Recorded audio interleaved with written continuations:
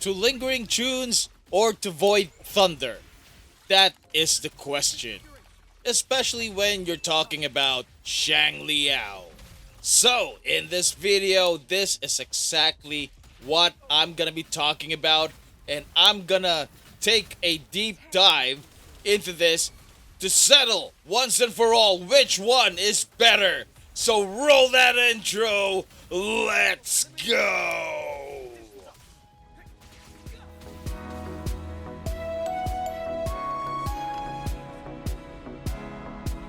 Hello YouTube, hello world, hello, kamusta sa inyong lahat mga kapitbahay, mga kababayan at mga kaibigan. Welcome to another video, and this time I want to talk about Xiangli Yao's best in slot, sonata sets, and echoes. This here is my Xiangli Yao build right now, and if you notice, he is actually using Void Thunder sonata sets with the Thundering Mepis as my main echo.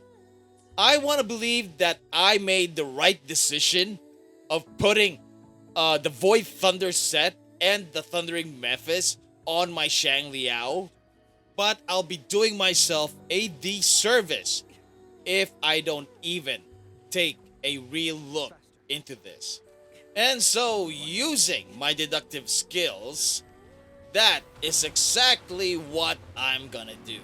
So let's start it off by looking into lingering tunes. The 2-piece provides a 10% attack increase.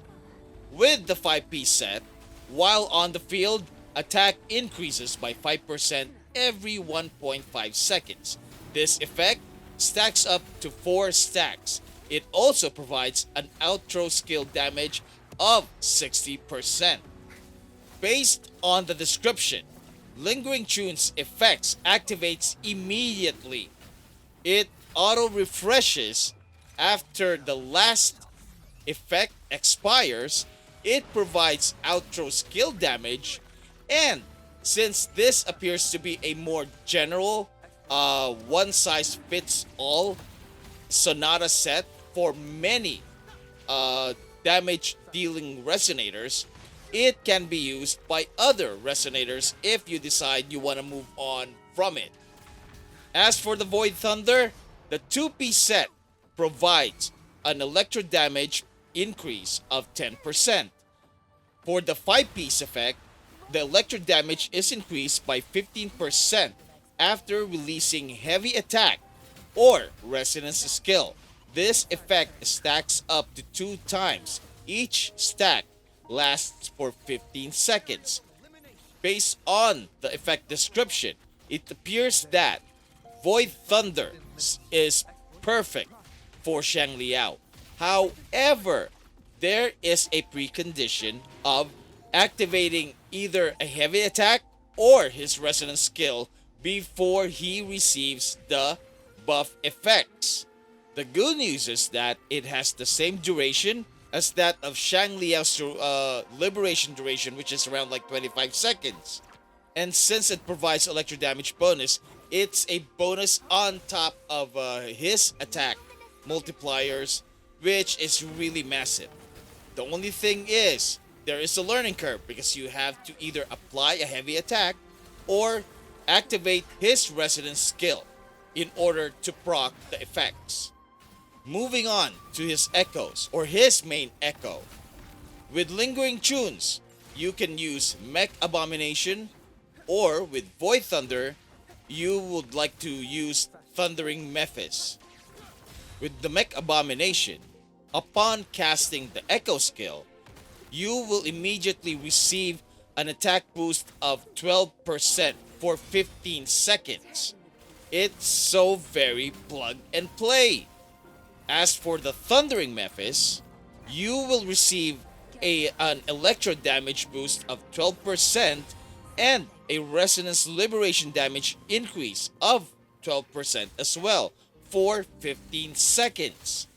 However, there's a caveat because the last hit of the Thundering Mepis should hit the enemy in order to receive the buffs. And perhaps this is why sometimes it kind of feels clunky.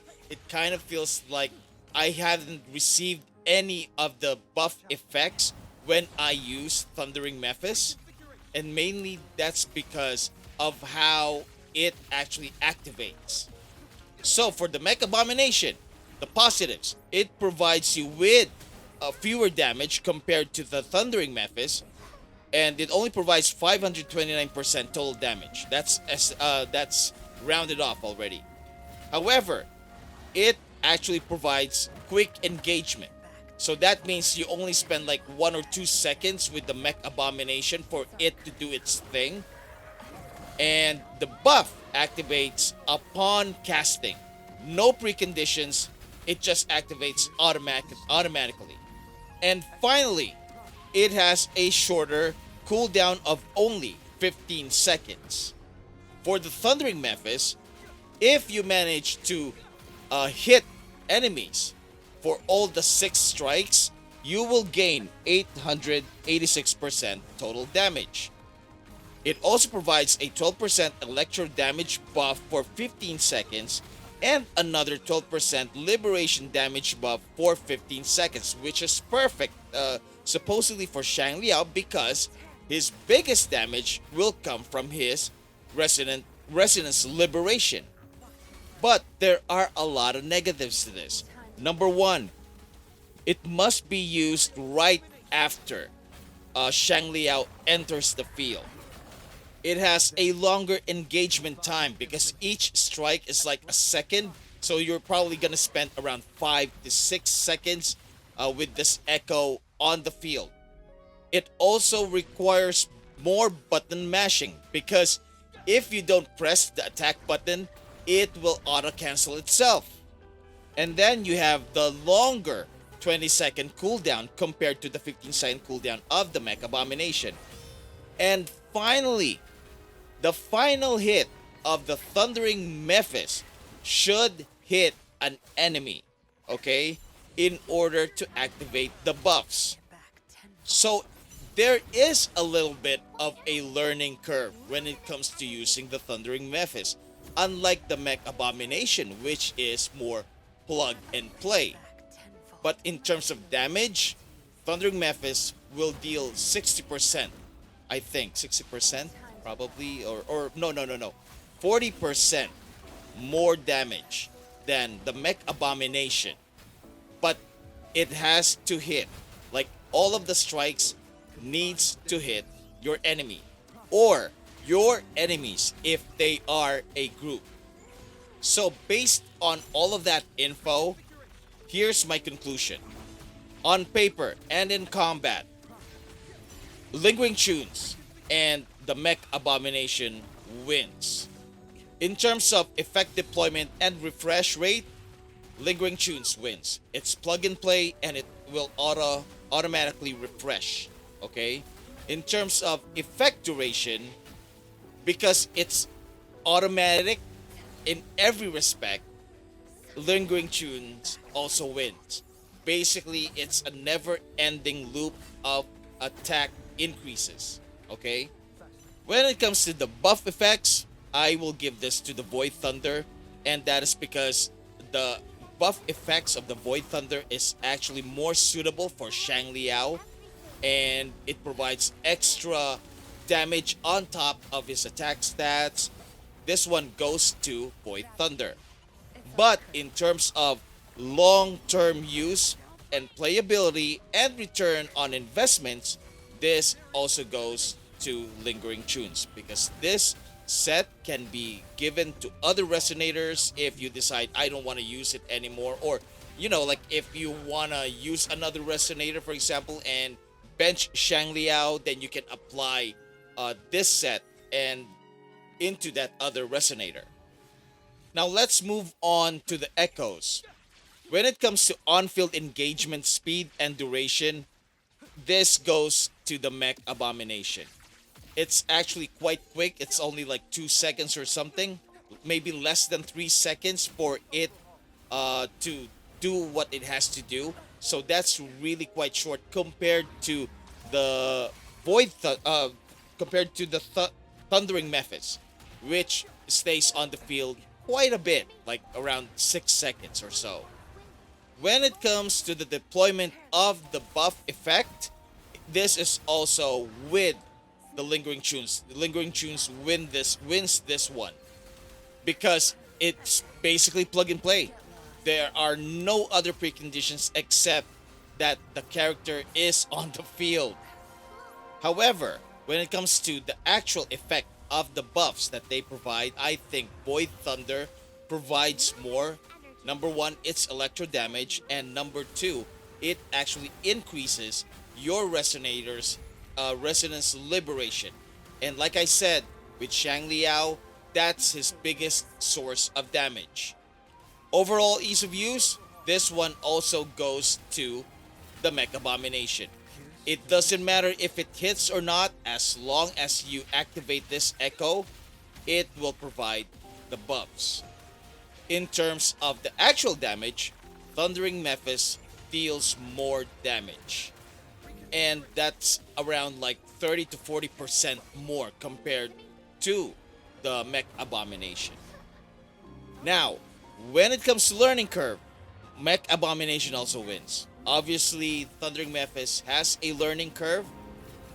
It might be slight, but it actually could affect uh, your gameplay, your rotations, and how you actually play Xiangli Yao, because you have to activate the buff from the Thundering Mephis first, and then you have to activate the buff from the set itself. Unlike with Lingering Tunes, all you have to do is be on the field, and all of the buffs will automatically deploy.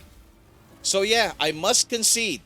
Uh, I think I'm convinced now that Lingering Tunes and Mech Abomination is probably better for Xiangli Yao.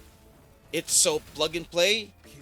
It provides a more smoother gameplay, and in fact, you can even use this set on other non-electro element resonators as well.